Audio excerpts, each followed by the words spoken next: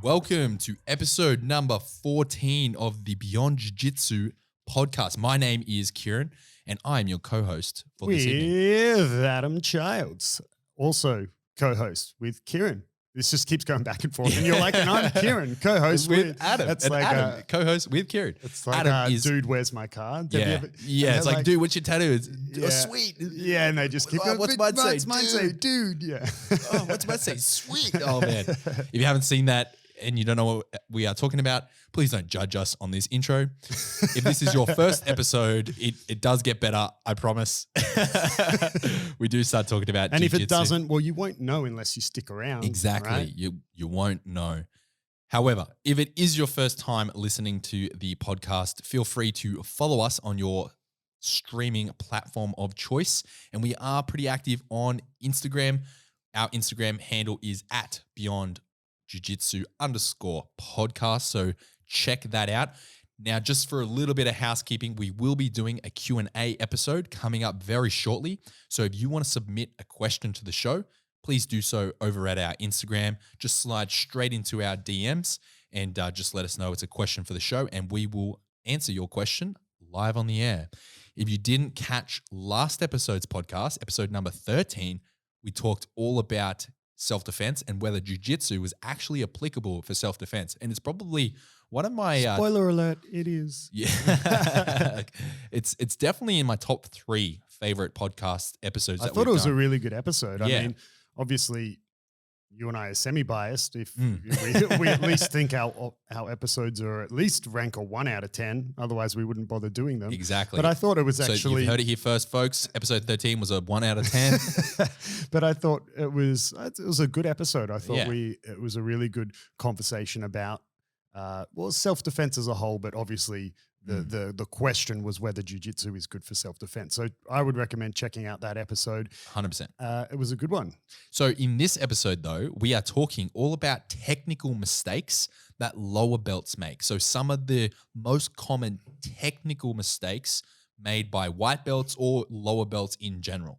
Because, I mean, before we started recording, we thought we were recording, but I wasn't. We did a whole first 10 minutes where we had such good Such banter good going banter, on, and bro. You And then- guys will never hear it. And It's then, lost. and then Kieren was like, oh, wait, hang on. Looked down and we I'm weren't not recording. We weren't even recording. Yeah. But we are recording now, so you will be able to hear our dulcet tones from here on.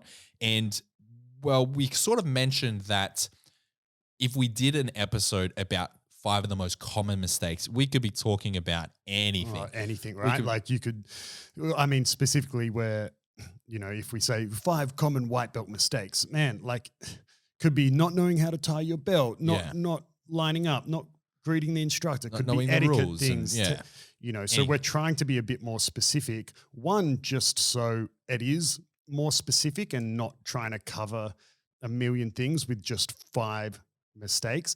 But also, so in the future, we could come back to this and say, today we're doing 5 technical mistakes of lower belts. We could come back saying 5 etiquette mistakes that white belts make. 5, 5 mistakes. common mistakes that white belts make when competing or Yeah. whatever, right? So I think this is our first episode where we're really going to delve into jiu-jitsu, technical jiu-jitsu specifically. We're going to attempt to describe jiu-jitsu to you over audio format, straight to your ears and into your brain. So strap in. Adam, take it away. Can I do it from an ASM?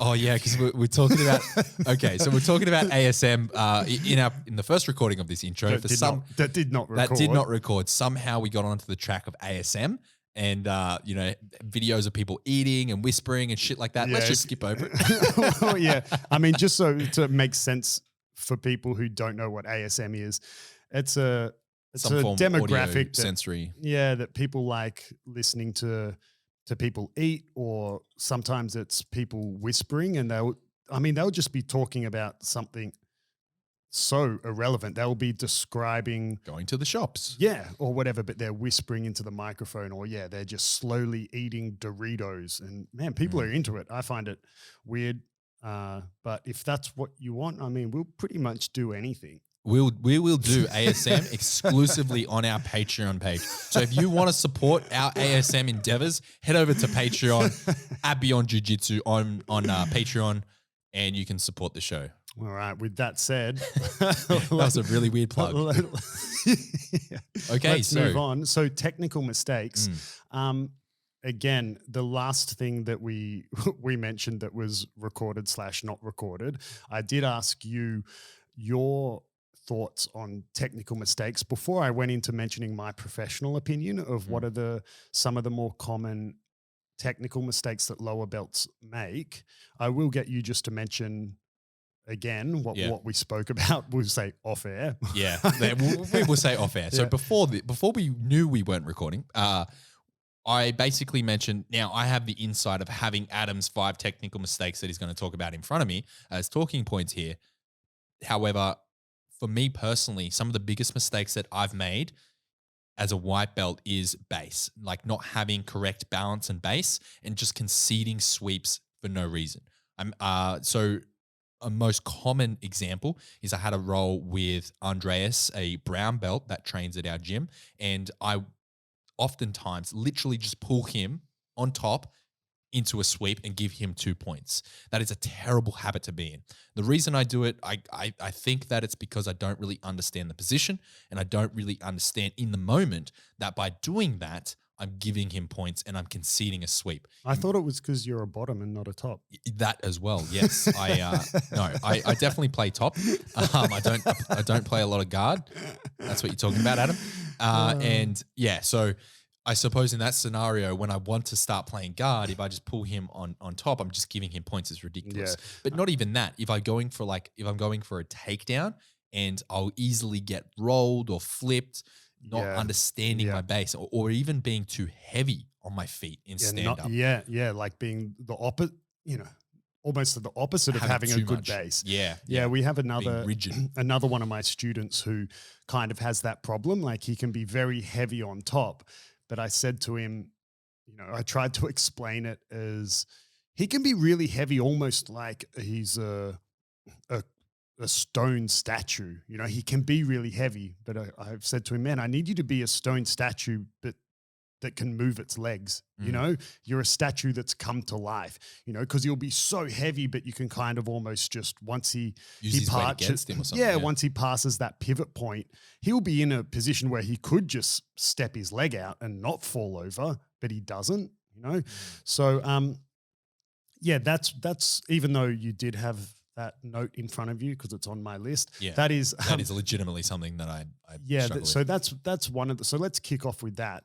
That is one that almost all lower belts make, and it's that lack of base and that lack of understanding of staying on top and just falling over too easy. When you roll with lower belts a lot of the time, you don't even have to sweep them. They just fall over by themselves. And not all lower belts do it. I'll give you an example of lower belts, brand new day one, for example, white belts that you don't see this from. And it's any beginners that come from another sport of wanting to be on top, for lack of a better term. So here in Australia, if you get someone who's played a lot of rugby league or rugby union, they typically don't have that they don't make that mistake. Because it's not wrestling like we have in the US, but it's still you're trying to tackle someone and hold them down and stay on top until the referee awards it as a tackle, right? So you don't really get it from those people, but otherwise any other beginners, it's a big mistake. They'll be on top and you don't even have to do anything and they just fall over and you go, okay, and come on top, right? And if we're talking about sport jiu-jitsu, that awards 2 points. If we're talking about other jiu-jitsu submission only, I mean, okay, it doesn't matter, but it's still not understanding your base and you're falling over against your will, right? You're not controlling your own body in that position, let alone your like opponent. How are you supposed to control someone else if you can't even control your own body from falling over? It's different if, of course, a black belt versus a white belt. The black belt will be able to sweep the white belt. You would hope. You would hope, unless it's Eric. Fucking I was about to say, unless I thought you were going down a different road there. I thought you were like, unless it's a Gracie Barra Black Belt, like something really vicious. No, we've Just got kidding, obviously. we've got a student, Eric Dorbeck is his name, and he's a white belt like no other. I would love to have him on the podcast one day, but Eric is pretty much my size. I can't believe you said that to my face. What? What? Oh, yeah. He's the best white belt I've ever seen. He's like No.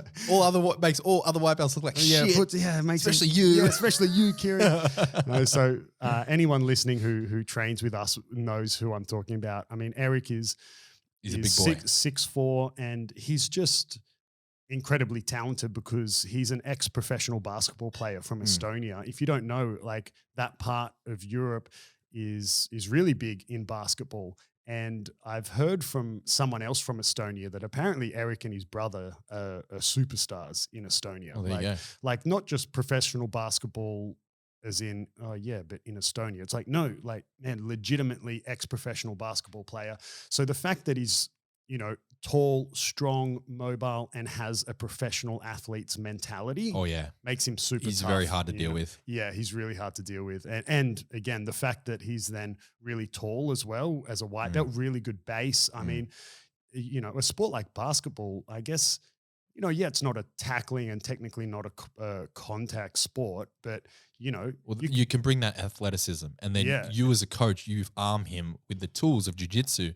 And then once he has that knowledge, it's kind of like when you see really big, strong dudes and the common, or people used to say to me, and I'm not bigger or as strong as Eric, but people used to even say it to me like, oh, when you get some jiu-jitsu under you, you're going to be real dangerous. Yeah. And I suppose Eric is literally the byproduct of that. He's an example of that. Yeah, he's a tough, talented white belt and apparently basketball player too. Apparently. But yeah, I'd love to have him on one day. He's We'll a definitely have him on the super show lovely if dude. you'll come on. I always say like, oh man, F Eric, Yeah. just because he's really hard to deal with. But no, Eric's a really lovely guy. He's not a white belt that just falls over, you know. Whereas I am. Yeah, but you know, you just see it all the time with really brand new people. They don't even fight to try to stay on top. And base is one of the core principles of jiu-jitsu, understanding base, your opponent's base, and constantly trying to expose it. So there's three core principles in the way Adam explains jiu-jitsu for the listeners. There's three core principles. It's base, leverage, and applied technique. Yeah. So base being one of them, being one of the most critical when we're talking about technical mistakes that lower belts make. It's obvious that it's probably one of the first that we're going to talk about. Yeah. And I think, you know, it can just come from not really training sometimes any sport at all.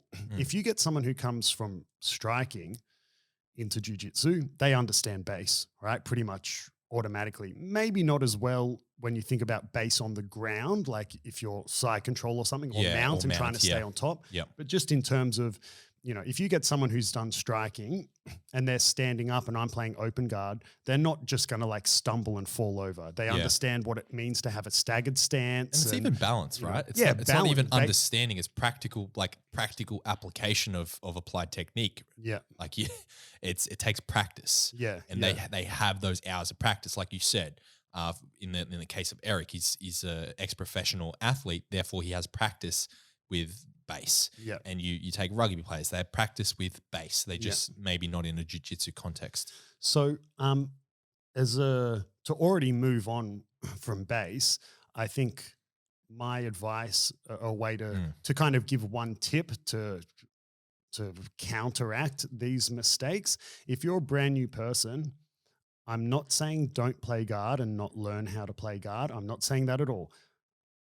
We're talking about base at the moment and how to improve your base in a very simple, here's one tip. Yep.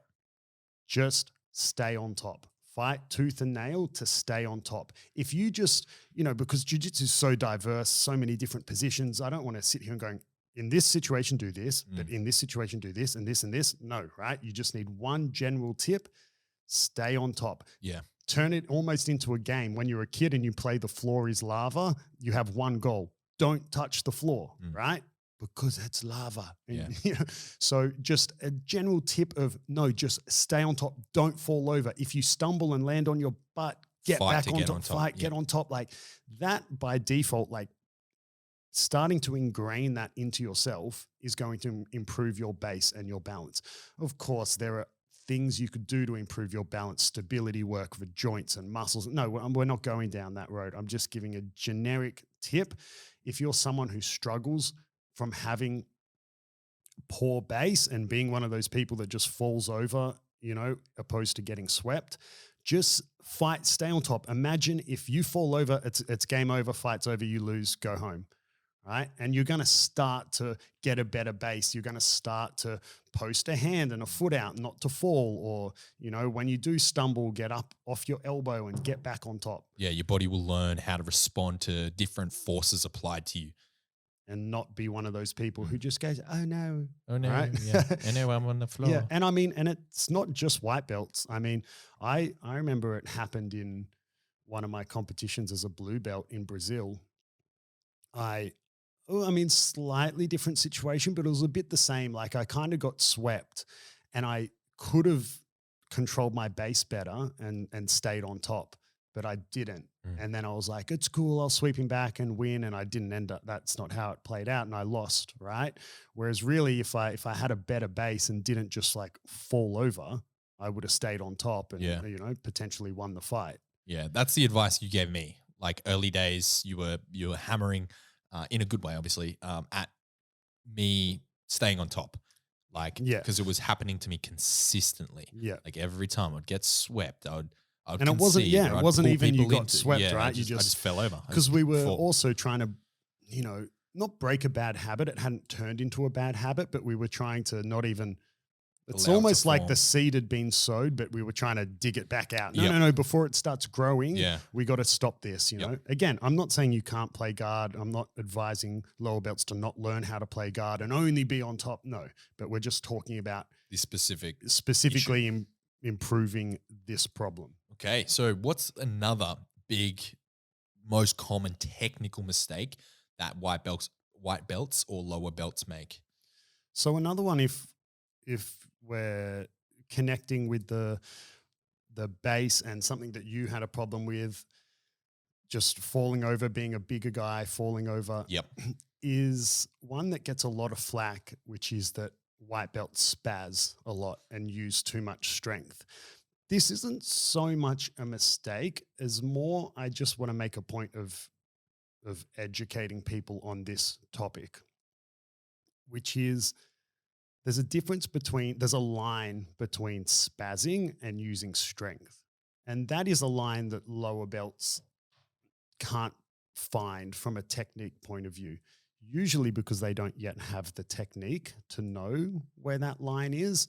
But the point I want to make is that spazzing is not good because it usually results in hurting yourself or your partner. But using your strength there is nothing wrong with that at all. Okay. People get heaps of flack for using strength in jiu-jitsu, and it's the most ridiculous argument of all time. And on air, I think I want to bring up something that happens to someone that may be a little bit, you know, look like they're strong or trained, you know, maybe you've hit some weights and then you start, you know, training jiu-jitsu. You will hear a lot, because I certainly do. Oh, you're just so strong. Like, I can't deal with this because you're so strong. Yeah. It's completely disregarding all of my jiu-jitsu. Dude, I got it for years. I still get it now. Yeah. People complain that, oh, you're so tall, your legs are so long. Because like the issue that we're having here, and this is a little bit of ego, but the issue that we're having that Adam and I have spoken about before is they are basically saying, without actually saying the words, if you were shorter, I would win. Or if that's what it feels if like. we were, like when I roll with someone, it's just they just don't take it seriously. Yeah, yeah, man. Like, let's fuck them up. But no, I'm going on record to say fuck those guys. No, but like, say for example, if I roll with another white belt, they're just, oh, you're just too strong. Like, oh, you're so strong. Like, you're too strong. It's like, well, yeah, bro, but I fucking took you back. Yeah, man, it's silly. So spazzing is a mistake, right? But I just want people to understand. So what is spazzing? So in your opinion, describe a spazzy white belt to us. Do you have any footage of you rolling? I do, yeah. No, do you want me to just overlay that? If you're watching the YouTube version of this podcast, where demonstrations to follow. So spazzing is just, I mean, a way you could visualize it is watching someone spaz when they're training or rolling is like watching a fish that you've just caught and it's lying on the deck out of water. That's what spazzing looks like. A fish in human form. In human form of just flopping around like no idea, just desperate to get back in the water. So it definitely is me rolling. You're like, oh God, I didn't think about it like that. If I feel, I mean, I've been invoking my inner fish. Oh God. That's kind of what spazzing is. And it's incredibly uncontrolled. So it's not using strength in a controlled manner. I'm not even talking about in a technical application. It's like, using your body in ways that it's mechanically not designed to do. And so that's how you hurt your own back or shoulder and things like that. But so spazzing is no good, but using your strength is fine. So if you're someone who thinks that they spaz a bit or they've been told that they're guilty of it, it's cool. But I just want you to start to think about the line of where that is versus using strength, because typically what people are told when they spaz out is to, man, you're using too much strength, you need to relax, blah, blah, blah. And that's part of it. Sometimes people spaz in the sense that they're permanently tense, and that's exhausting, right?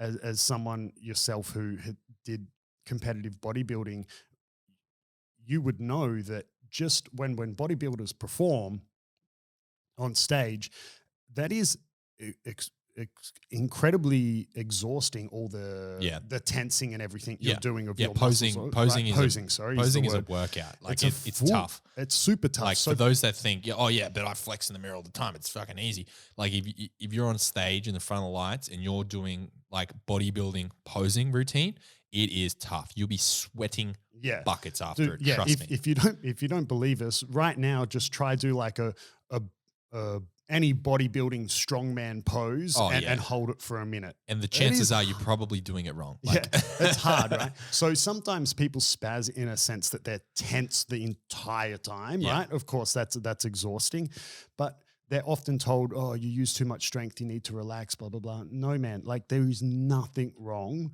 with using your strength in a controlled manner. And anyone, if you're a white, whatever belt, anyone who's telling you otherwise is ignorant or insecure about their own skills as a jiu-jitsu practitioner. So I have heard arguments against this though. Like against using strength? Yeah, against like focusing on your strength, like using your strength because you've got it. Now I did a YouTube video on this, like things that I wish I knew or something along those lines. And one of the points I made, because, you being my coach, I regurgitated one of the points that you taught me was use your strength because you've got it. Like I remember, I think it was in my first one. You probably for sure got some YouTube comments saying, oh yeah, 100% I did. That's wrong. Yeah, I did. And one of them explicitly was, well, my coach told me. It was like, my dad beats up your dad. It had that sort of feeling behind it. If you go through my YouTube, you find this comment.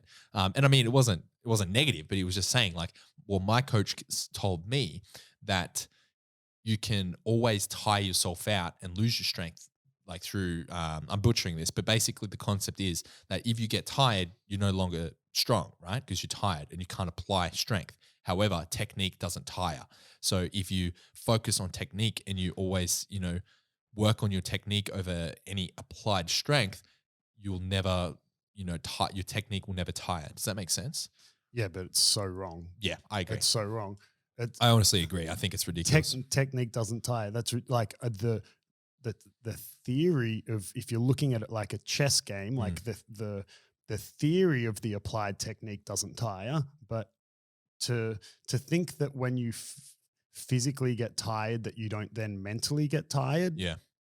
I mean, what's this dude smoking, right? Yeah. Whatever that. He's really repeating what his coach says. Yeah, man, I think this it comes from like a Gracie quote at some point or something like that, or whatever. Man, you can get incredibly mentally exhausted in jiu-jitsu where you just like your brain stops functioning properly, right? I mean, and that's just in any sport. Like you reach a certain level of fatigue. Right. It's not only that you're now not strong, like you're not thinking clearly, like, so it's technique goes as well when you're tired. I get the point they're trying to make, but unfortunately they are wrong. Yeah. Yeah. Yeah. So yeah, there's nothing wrong with using strength, right? People who get criticized for using their strength, it's no different to me criticizing, a small guy who's super flexible or something, And using their flexibility. yeah, like, oh man, you're using too much, you're relying too much on flexibility. It's like, yeah, but I can use my flexibility and Yeah. recover my guard, or Yeah. my flexibility allows me to pummel my lasso back in, right? Like, it's no different because they're both physical attributes that you can get better at, right? Like, I'm naturally not strong. Well, you can go get stronger. I'm not saying it's easy, but you can. Oh, I'm not naturally flexible. You can get more flexible. So here's another counter argument that some people throw into the mix in this conversation is, what if you come against someone that is as strong as you, but they've been focusing on, technique rather than applied strength. So, you're matched in strength, but they would have better technique than you. Of course, that, like, if every single attribute is equal, well then there has to be one defining factor, right? If every attribute is equal and the only deviation in the comparison is the technique, then the more technical person will win, right? Yeah. But it's not as logical. Yeah. It's not as simple as that. Like, what if that's just a silly argument, because I could say, okay, we got two people, everything is exactly the same. They're both the exact same technical skill. Everything's the same except this person's slightly stronger. Well, then if that's the only deviation, then the person that's stronger is going to get the upper hand. And Right. I made this exact argument in, but it in also, the video that I but it produced. also goes a bit more practical than that as well, because you could then argue that, all right, you might have the slight technical upper hand, and yeah, we're both as strong as each other, but because I use my strength, like, I'm going to be able to apply that technique stronger. Yeah, explosively applied. Then you will be technique. able to apply it. Yes. Because you've got the strength, but you don't have the strength application of the technique, whereas I've got the strength application. There's, of course, pros and cons to everything, but the fundamental point I'm trying to make is there's nothing wrong with using strength. Being spazzy is not good. And so if you're someone who's being told they're spazzy and they need to use less strength, yes, like, that may be true to some degree, but I want you to understand that there's a line, and don't think that just means now you don't use any strength. It's, again, no different to using your strengths, no different to using your flexibility. Yeah. And even beyond that it's no different to using attributes that you can't change. So for example, Kieren using his strength is no different to me using my long legs. I can't change my long legs, right? It's no different to Why not take advantage of them? So why not take advantage of them?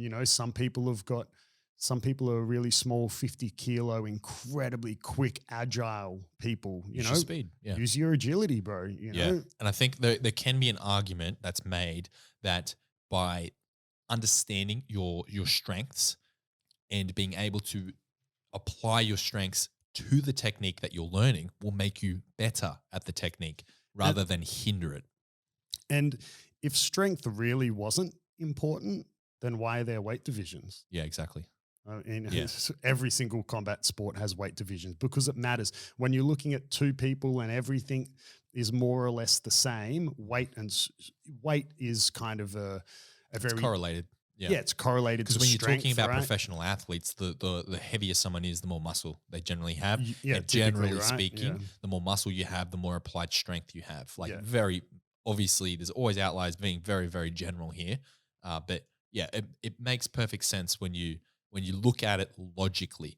And I think that, do you think that this whole, like, don't use your strength, use your technique is a cultural thing, or is it just a fundamental mistake? Because I mean, I'm hearing this by association from other coaches. What do you mean a cultural thing? Well, like, for example, it might, like, based on, I hope I'm not misquoting this, but based on those, like, Gracie quotes that, your technique never tires and things like that, and try to use I mean, I suppose when I first started training, this is something that I was hearing a lot, not from yourself, but I was just hearing in general from like other students or online or wherever, to not use your strength, or like to focus on the technique rather than your strength. And if you try to apply your strength too much, then you're going to hinder your technique progression. And I think I even mentioned it to you at some point, like, oh yeah, I'm trying not to use too much. I'm trying not to muscle my way in and out of things to get better at technique and not like rely on my strength. I'm not sure if this is just my individual experience, but it felt like a very cultural thing in jiu-jitsu.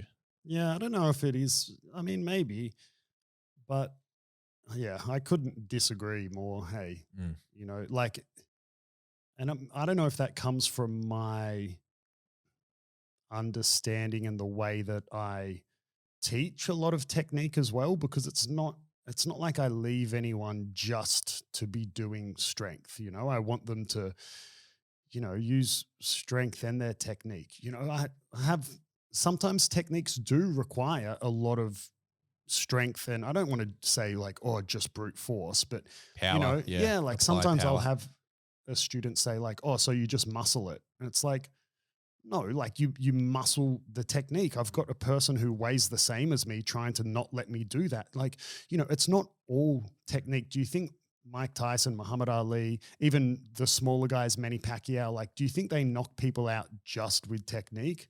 No, man. They're Like strong, they're they're fast, they're super agile. Yeah. exactly. And all They've these got all these attributes. other Yeah. physical. Like imagine if you turned and said to a boxer, bro, like you hit too hard. You got to focus more on your technique. Mm. You'd be like, no, like you're using your strength, power, speed. You're hitting hard And your with technique. technique. Yes. Yeah. Right. So Technique is still incredibly important. Like, but I think the whole point of this is technique is incredibly important, but it shouldn't be done without strength. Like, you yeah, shouldn't exclude strength from your repertoire just because some purple belt told you so. yeah, yeah. And another funny anecdote is when Bernardo was like a blue belt, Bernardo Faria from Alliance BJJ Fanatics, when he was like a blue or a purple belt or something, he went up to his coach and he was like, "Oh, coach, everyone just tells me that I'm using too much strength and I need to relax and blah blah blah." And his coach goes, "Well, do you get tired? Like, do you gas out?" He's like, "No." He's like, "Well, then keep doing it, Yeah. right?" And if you've never, well, most people listening wouldn't have rolled with Bernardo, but if you do a 10-minute round with Bernardo, it's like at minute 9, he's going harder than he was at minute 1. Like he just ramps up, So to summarize before we move on to the next mistake is, yeah, if there's no easy like tip, because it's going to depend on each individual. Some people are maybe being told they're spazzing when they're not. They're just using strength. Some people maybe are full-blown fish out of water spazzing. The tip I'm giving you is just understand there's a line, right? And using your strength with your technique, zero problem whatsoever. Anyone who tells you otherwise, like they're almost not even worth listening to. Sounds good. So, what's something else that you find is a common technical error amongst lower belts? So the next one we'll move on to is a bit of, again, the fundamental concepts of jiu-jitsu that you mentioned that I always teach, which is base leverage and applied technique. And understanding leverage is a super important technical application that lower belts don't quite get. And it's not, and it's worth saying as well that these mistakes aren't any fault of the individual. It's because It's a they're learning new process. to this. Yeah, it's a learning process. They either haven't been taught them yet, or they've come from another sport where it hasn't been important or whatever, right? But not understanding leverage is a big one. And I like to explain it like the same way that would jack up a car or something, or lever a rock off the ground. Understanding leverage is crucial. There's pros and cons to different levers. I'm really tall, so I can create a lot of leverage, right? But it can also be used against me. So if I'm caught in an armbar, right, and it's like, and my arm's starting to become extended, it's an incredibly long lever that is working against me. Yeah, that makes right? sense. It's like if you had a 1 meter long, stick, and you want to break it in half, it's relatively easy because it's a long lever. But if you take that exact same stick, The same thickness and everything, yeah. and it's all of a sudden only like 20 centimeters long, it's much harder to break because you don't have as much leverage, right? So not understanding leverage of the different body parts is something that beginners struggle to understand. And I'll give you a simple example with arm bars, right? It's like being taught or understanding, which the orientation of the thumb. We use the thumb as a guide to tell us the orientation of the elbow, and to know that we need to lever the elbow in the opposite direction to apply the armbar, right? And lower belts, they don't understand the leverage, so they don't control it correctly, and they're maybe in a beautiful armbar, but they're not even extending the elbow into the wrong direction. They're not levering the elbow in the wrong direction. To break, right? The wrong to direction break, right? of the elbow. So the right direction for the technique is what you mean. Then they're not levering it in the right direction. Right direction for the technique. Which is the wrong direction that the elbow is bends. supposed to bend. Yeah. So, and this also connects to base, right? Because sometimes, let's say you're doing a technical stand-up, right? Or a hip bump sweep, a technique where you need to put your hand on the mat in that sort of sitting up position, right? So this can be part of your base as well, because if you're doing a hip bump sweep or a technical stand-up, that hand on the ground is a part of your base, right? But that base only exists if you understand leverage, because you need to have your fingers pointing in the right direction, or your thumb, as I mentioned, for arm bars, your fingers and thumb pointing in the right direction to have the correct orientation of your elbow to lock it out so it becomes a strong lever. If you don't do those things, what happens? Your opponent just pushes you back down. Yeah, because you have a weak base. Because you have a weak base, and you have a weak base because of your lack Leverage. of understanding of leverage. Yep. Right? So it's a much broader concept, and it's not something you can just kind of learn overnight, I don't think.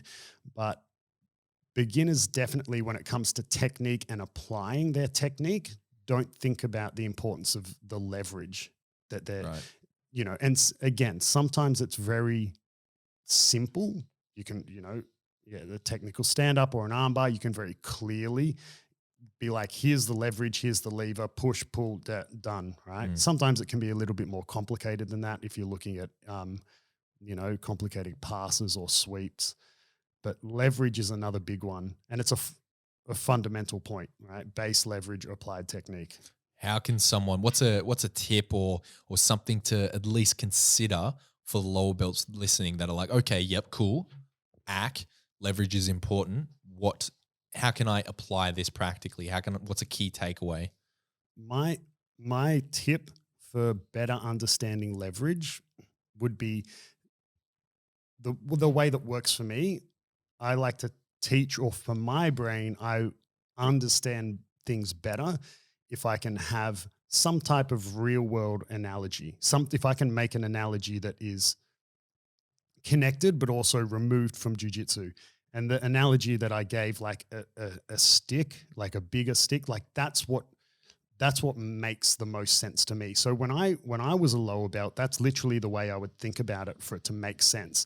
I thought, okay, so if I'm trying to lift something heavy, the longer the lever I jam under that thing to jack it up, right? The more leverage I have. But at the same time, if I'm then trying to attack that lever, the longer it is, the more leverage I can inflict on that lever. In this case, an arm, right? Or something. The armbar example is a really good one for that. So the way that it made a lot of sense for my brain was thinking about, okay, so if I've got a bigger lever, I can create more leverage, but you can also apply more leverage to that lever. So there's pros and cons. Yeah, and then you have more force, more braking force to the joint. Yeah.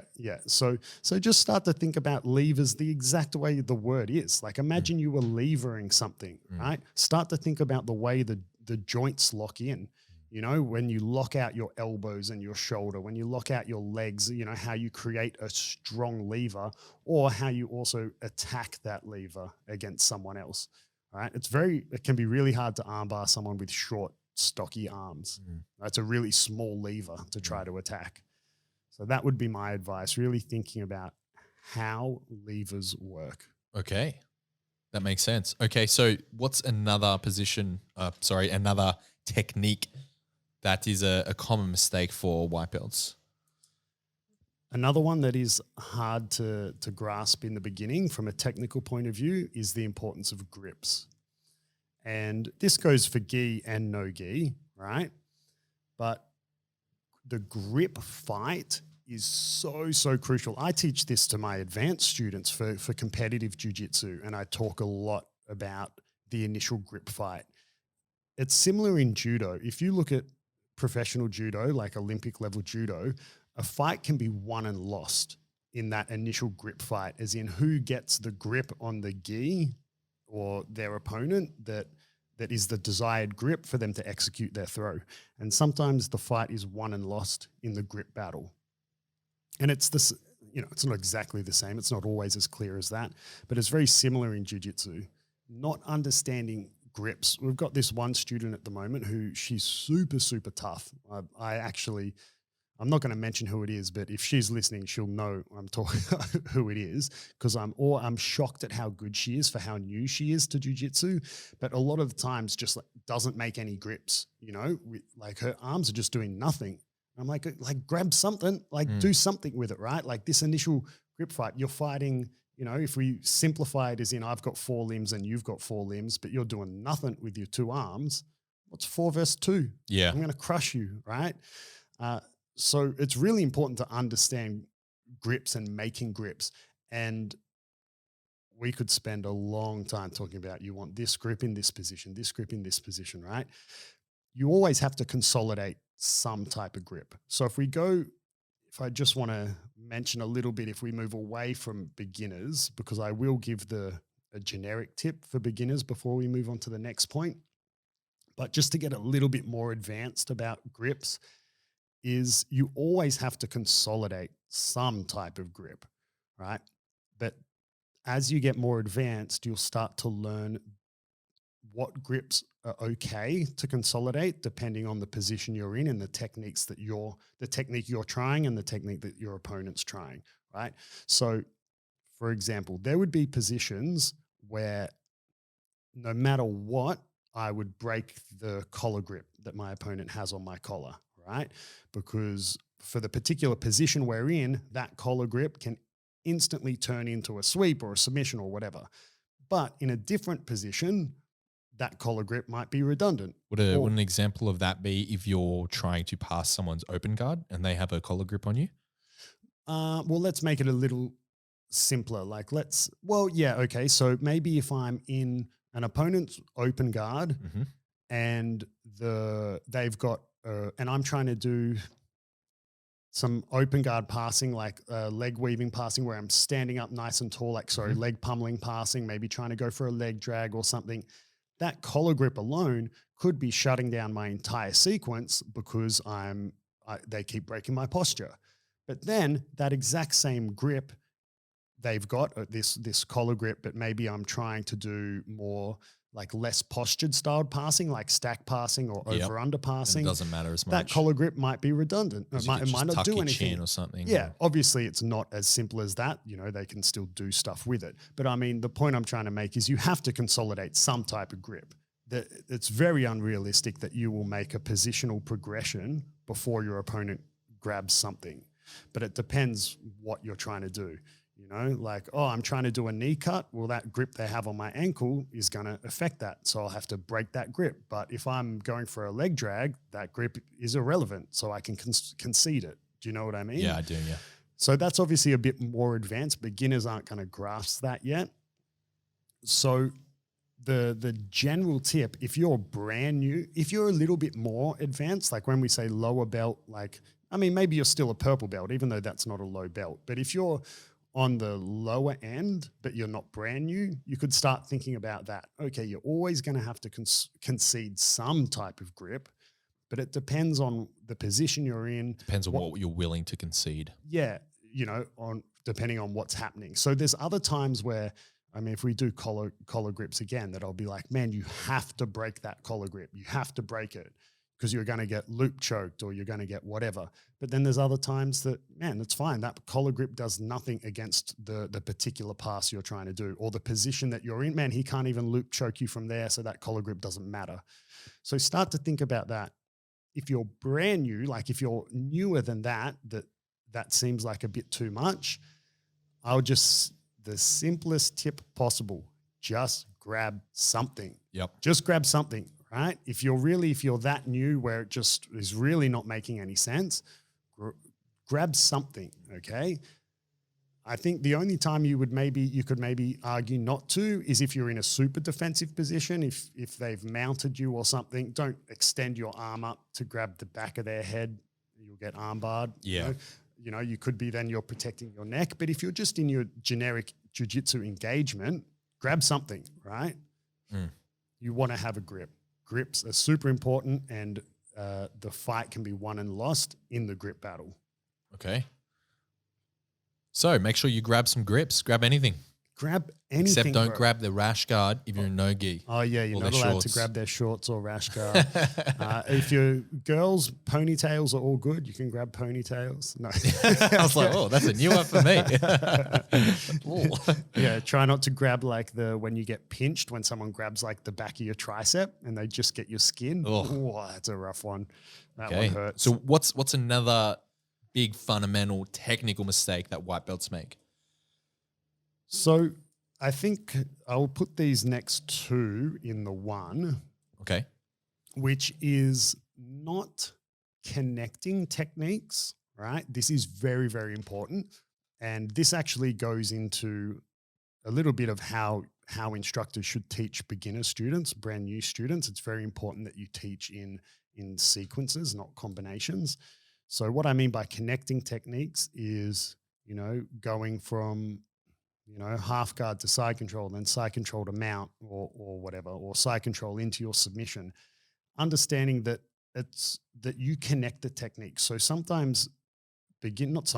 the times beginners, if they have two different techniques that should be connected, let's say, for example, passing the guard and ending up in side control and then side control doing a submission, they aren't, once you put them in a chain, they're connected as the word chain suggests. So it's not like you do one technique and then you get a little break and you do the other. Those techniques need to become connected, right? So another way that I teach that, and I think I did this recently before the gym closed due to lockdown, was like failed double legs, where you get sprawled on and then you do a sit through. They're two different techniques, but they get connected in a way that they essentially become one technique, right? Because if you shoot, get sprawled on, wait till you're sprawled on and hang out there, it becomes much harder to sit through because you've given your opponent a chance to attack you in turtle. So even though they're two different techniques, it's like the connection has some level of overlap, right? They become the one technique. And that is super important, right? Beginners don't yet connect techniques. And again, it's not their fault, right? It's because they're new or they've never been taught it yet. But it's a big mistake. You see this big disconnect from technique / positions. Yeah, there's a distinct pause. And I think that your example was a perfect one because you fail the shot, you get sprawled on, you sit in turtle and you think, okay, what do I do from here? That's right, I sit through. And then by the time that you've sort of hung out in that position, had to think about it, and then go to apply that sit through technique, it's too late. It's too late, yeah. So you're not getting out. That technique specifically, I teach it as the one technique. Yeah. I teach it in two ways. I teach it, if you shoot a double leg and you successfully pick up their leg, is the technique over yet? No, you still need to finish the double leg and take them down, right? You're only halfway there. So I teach a failed shot the same way. You shoot, they sprawl on you. Are you finished yet? No, you're halfway there. You got to do your sit through, or sit through is one example. You could sit back to guard as well. There's other ways to escape turtle, but your turtle escape is part of that. And another, when you see people who aren't used to this get punished, is sometimes when, let's say, for example, someone who's better than you at connecting techniques might do something like, let's say I sweep you and then I come up and I would land in your guard, but I sweep you and I instantly pass you. That's because I've connected those two techniques into one seamless technique. Yeah. And conversely, you can see it the other way. When the person who's getting swept is better at the connection. I sweep you, but then I kind of have this pause in my brain of like, oh, I've swept him. Like, Now you know, what? Yeah. step one accomplished, I get to rest. But like in that transition, you've like counter connected techniques and instantly put me in a submission. So I've gone from what could have been like this beautiful sweep into a pass to a sweep into your submission. Yeah.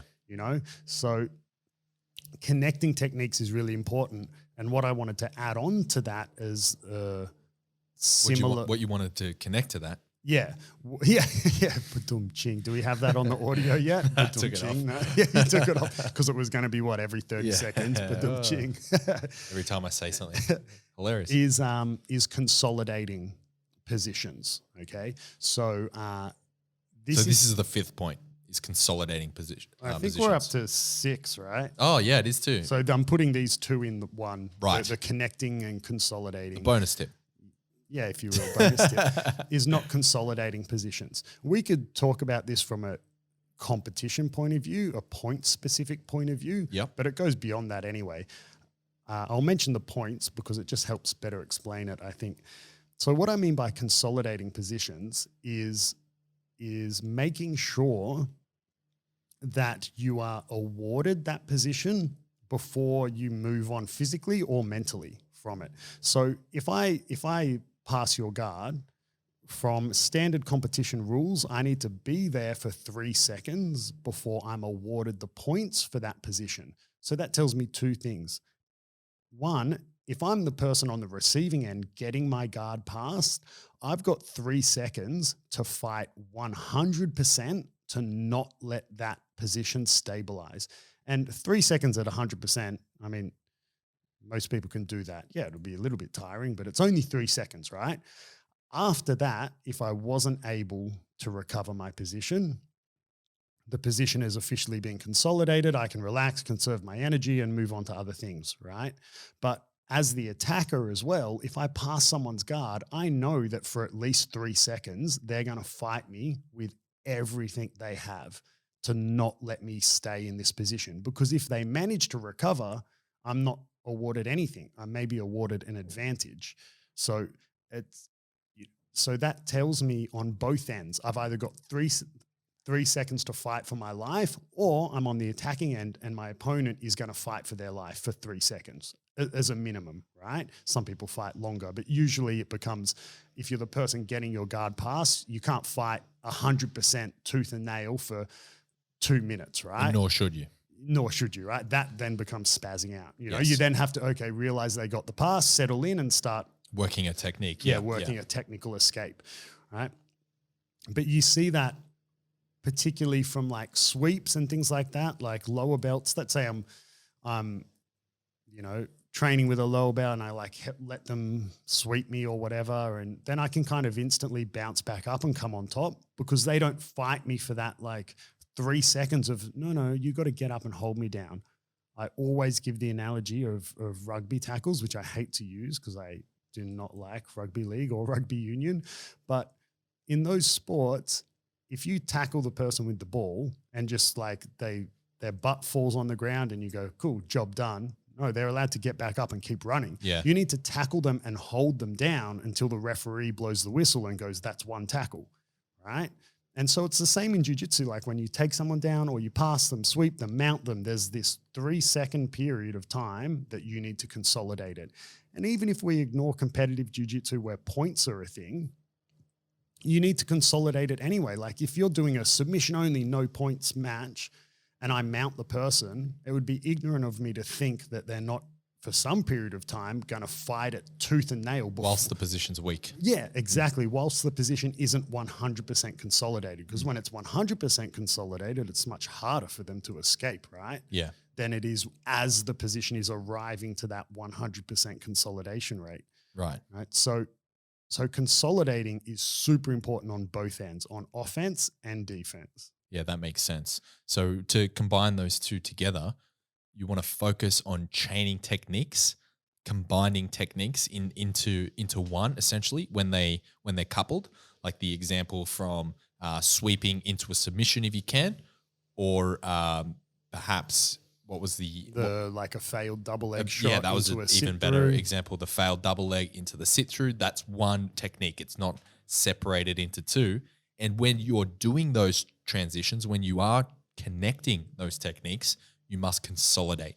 Yeah, yeah, and it goes both ways. Like understanding that it's going to help you think about it and learn from both perspectives. Slightly getting off topic here, but just another teaching or learning tip, if you will, that it's just reminded me is sometimes I teach techniques that seem silly because you kind of go like, oh, why would someone ever do that? Like sometimes you learn, oh, the person made this mistake, so you're going to do this armbar or something. But sometimes you teach something so you can learn it from the other point of view. And I usually point this out when I'm teaching it. I'll say like, okay, guys, we're going to do this. And then I'll say something like, at the professional level, you'll never see this technique ever. Why? Because it requires someone to make the mistake I'm showing. No one ever makes this mistake at the professional level because of the technique I'm showing you right now. So It's almost like you're learning more than the technique we're doing. Let's call it an armbar.